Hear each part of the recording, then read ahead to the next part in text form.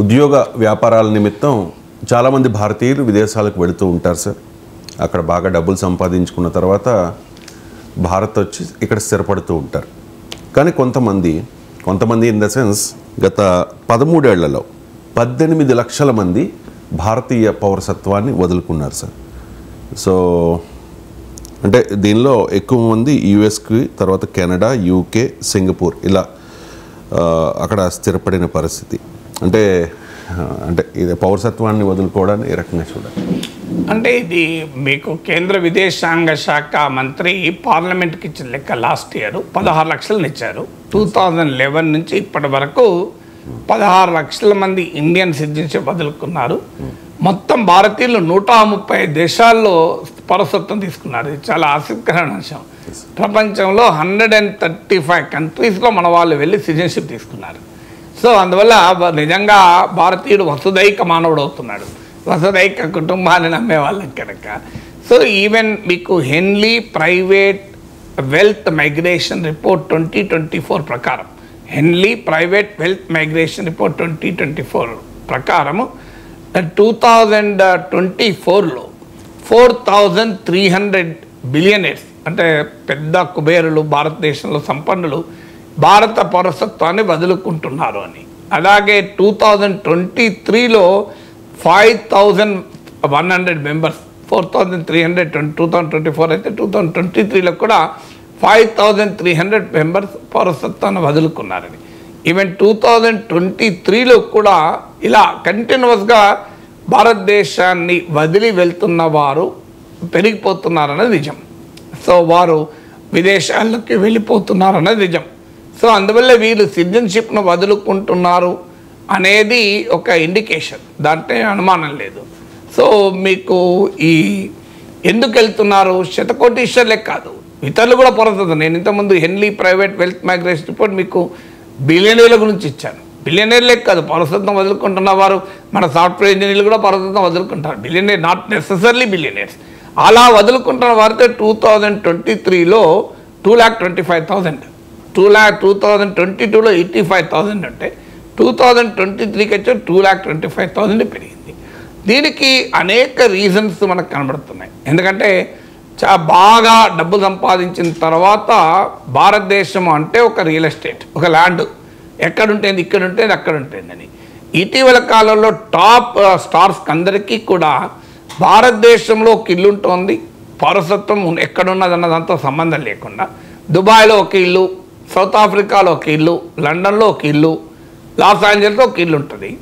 వాళ్ళు అప్పుడప్పుడు ఇండియాకి వచ్చిపోతుంటారు వర్క్ మీద. ఇప్పుడు విరాట్ కోహ్లీ, అనుష్క శర్మ, మీరు షారూఖ్ ఖాన్ కూడా మీకు దుబాయ్లో ఇల్లు ఉంది, లాస్ ఏంజల్స్లో కూడా ఇల్లు ఉంది. లాస్ ఏంజల్స్లో హాలీవుడ్ ప్రముఖులు ఉండే ప్రాంతం ఉంటుంది. ఆ ప్రాంతంలో చూపెడుతూ మాకు ఇంకో షారూఖ్ ఖాన్ ఇల్లు అని కూడా చూపెట్టారు లాస్ ఏంజల్స్ వెళ్ళినప్పుడు. సో అందువల్ల ఫారిన్ హోమ్స్ ఉండడం అనేది ఫ్యాషన్ అయిపోయింది. సో మీకు దుబాయ్లో చాలామందికి ఇండ్లు ఉంటున్నాయి. దుబాయ్ ఎందుకు, మీకు యాంటిగ్వా లాంటి దేశాలకు కూడా వెళ్తున్నారు. ఇలా వెళ్తున్న వారిలో ఎందుకు వెళ్తున్నారు అంటే, ఒకటి ఇండియాలో విపరీతంగా సంపాదించాక ఏం చేయాలి డబ్బులు, మరి ఆటోమేటిక్గా విదేశాల్లో కూడా ఒక ఇల్లు పెట్టుకుంటున్నారు. ఒక స్టేటస్ సింబల్. అంటే 100 కోట్లు 1000 కోట్లు ఉన్న వారికి ఇప్పుడు ఎలాగైతే మన దగ్గర డబ్బులుంటే ఒక టీవీపై 2 టీవీలు పెట్టుకుంటాం, బెడ్రూమ్లో ఒక టీవీ పెట్టుకుంటాం, మల్టిపుల్ టీవీ హౌస్. ఒకప్పుడు ఇల్లు మొత్తానికి ఒకటే టీవీ ఉండేది. సో ఇప్పుడు మల్టిపుల్ టీవీ హౌస్ మిడిల్ క్లాస్లో కూడా వచ్చాయి. ఒకప్పుడు ఇంట్లో ఒక్క బెడ్రూమ్కి ఏసీ ఉండేది, ఒక్కడే బెడ్రూమ్కు, మిగతా అందరి బెడ్రూమ్లు ఇప్పుడు ప్రతి బెడ్రూమ్కి ఏసీ అయిపోయింది. ఒకప్పుడు అందరికి కలిపి ఒక్కటే బండి ఉండేది. ఇప్పుడు బండి కాదు, కార్లు కూడా తండ్రికో కారు, తల్లికో కారు, పిల్లలకో కారు అయిపోయింది. ఏది లేకపోయినా ఒక్కడే ఉన్న భార్యాభర్తలు ఉన్నా కూడా 3-4 కార్లు పెట్టుకుంటున్నారు. అదొక స్టేటస్ సింబల్. సో కార్లు మనం 3-4 కార్లో పోతారు, ఎవరికి పోవద్దు, ఒకరోజు ఒక కార్లో పోద్దు, ఇంకో కార్లో పోతారు. సో మోర్ దెన్ 1 హౌజెస్ ఉంటున్నాయి. అలాగే మోర్ దెన్ 1 కంట్రీస్లో కూడా ఇల్లు పెట్టుకుంటున్నారు. అంటే వన్స్ యువర్ ఎకనామిక్ ప్రాస్పరిటీ పెరుగుతున్న కొద్దీ యువర్ స్టేటస్ సింబల్స్ మారిపోతుంటాయి. 2 కార్లు ఉండడం సింబల్ కాదు, 2 ఇళ్ళు ఉండడం సింబల్ కాదు, 2 దేశాల్లో ఇల్లు ఉండడం సింబల్ అయిపోతుంది. మీకు ఎక్కడ నుండిలా, నేను ఈ మధ్యనే అండి లాస్ ఏంజల్స్లో ఇల్లు కొన్నాం, బీవర్లీ హిల్స్లో, లండన్లో కూడా కొన్నాం, దుబాయ్లో కొన్నామండి, సౌత్ ఆఫ్రికాలో కొందామని చూస్తున్నామండి అని అంటారు. ఆ లెవెల్ అన్నట్టు అది. సో 5 మీకు ఒకటే నెక్లెస్ కాదు, నాకు 2 నెక్లెస్లు, ఒక 4 డైమండ్, నెక్లెస్లు 3 గొలుసులు ఉన్నాయని చెప్పుకునేటట్టు. సో అలా స్టేటస్ సింబల్గా మారిపోయింది. దాంతోపాటు ఇక్కడున్న ట్యాక్స్ స్ట్రక్చర్, ఇప్పుడు మన దగ్గర చాలా హై టాక్సేషన్. ఇప్పుడు మీ దుబాయ్లో ట్యాక్సెస్ చాలా తక్కువ. సో మీకు అందుకే దుబాయ్లో పనిచేయడానికి వెళ్తూ ఉంటారు, దాదాపు నో ట్యాక్సెస్ అనుకుంటాను. సో మన దగ్గర ఇప్పుడు అమెరికాలో కొన్ని స్టేట్స్లో ట్యాక్సెస్ ఎక్కువ ఉంటాయి, కొన్ని స్టేట్స్లో ట్యాక్సెస్ తక్కువ ఉంటాయి. మీకు టెక్సాస్లో ట్యాక్సెస్ తక్కువ కనుక మన వాళ్ళంతా చాలామంది వెళ్ళి డలాస్లో ప్రత్యక్షమవుతుంటారు. సో అందువల్ల ఇలా టాక్సేషన్ ఇప్పుడు మన దగ్గర 30% ట్యాక్స్ ప్లస్ ఇంకా దానిపైన అది ఈ సెస్ ఆ సెస్ కలిపితే 43% వరకు ఇన్కమ్ ట్యాక్స్ ఉంటుంది. సో ఇదొక రీజన్, అంటే మేము సంపాదించిన దాంట్లో ఎందుకు ట్యాక్స్ కట్టాలని. పోనీ ట్యాక్స్ కట్టినా అది నిజంగా ప్రజలకు ఉపయోగపడుతుందా అనే నమ్మకం లేకపోవడం, మన పొలిటికల్ సిస్టము కరప్ట్గా ఉండడము, అనెథికల్గా ఉండడం కూడా వాళ్ళు చాలా చిరాకు పట్టడానికి కారణమవుతుంది. సివిక్ ఇన్ఫ్రాస్ట్రక్చర్, ఇప్పుడు సమస్య ఏంటంటే మన రోడ్లపైన 7 కోట్ల కార్లు ఉన్నాయి ఇండియాలో ప్రతి 10 మందికి ఒక కారు ఉంది. అంటే ఎందుకంటే 140 కోట్లున్న చిన్నపిల్లలు, శిశువులు, వృద్ధులు ఉంటారు కనుక. సో అందువల్ల ఒక అంతకన్నా డబుల్ టూ వీలర్స్ ఉంటాయి. సో అందువల్ల ఇవాళ సివిక్ ఇన్ఫ్రాస్ట్రక్చర్, ఇప్పుడు మీకు అమెరికా నుంచి వచ్చిన వాళ్ళు ఏమంటారు, ఈ సివిక్ ఇన్ఫ్రాస్ట్రక్చర్ చిన్నపిల్లలు అడగండి, ద ఫస్ట్ కంప్లైంట్ ఏంటంటే వాళ్ళు వాష్రూమ్స్ అంటారు. మీకు what did you not like in India అన్నాం అనుకోని, వాష్రూమ్స్ అంటారు. వాష్రూమ్ భరించలేరు మన దగ్గర. సో అందువల్ల మీకు అమెరికాలో హైవేలో వాష్రూమ్ కూడా స్టార్ హోటల్ లాగా ఉంటుంది. మీకు మన దగ్గర అసలు అమెరికాలో కూడా మీకు ఆశ్చర్యం వేస్తుంది, దేశీ హోటల్స్ అని ఉంటాయి. దేశీ హోటల్స్ అంటే మన ఇండియన్ అమెరికన్ నడిపే హోటల్స్, అందులో వాష్రూమ్స్ మాత్రం భయంకరంగా ఉంటాయి. అంటే అది అమెరికాలో కూడా మన వాళ్ళ హోటల్ పెడితే మన వాళ్ళ షాపులలో వాష్రూమ్స్ ఉంటాయి, హరిబుల్గా ఉంటాయి. నువ్వు వాళ్ళకి వెళ్ళాలని భయం అవుతుంది, విచిత్రంగా ఉంటాయి. అదే మళ్ళీ తెల్లోళ్ళ హోటల్స్ ఉన్నాయనుకోండి, వాష్రూమ్ చాలా నీట్గా ఉంటాయి. So what does it indicate? ఇప్పుడు వాష్రూమ్స్ అయితే మన దగ్గర 100 కోట్లు ఉన్నోడు కూడా వాష్రూమ్ చక్కగా కట్టుకున్న వాళ్ళు చాలామంది ఉంటారు.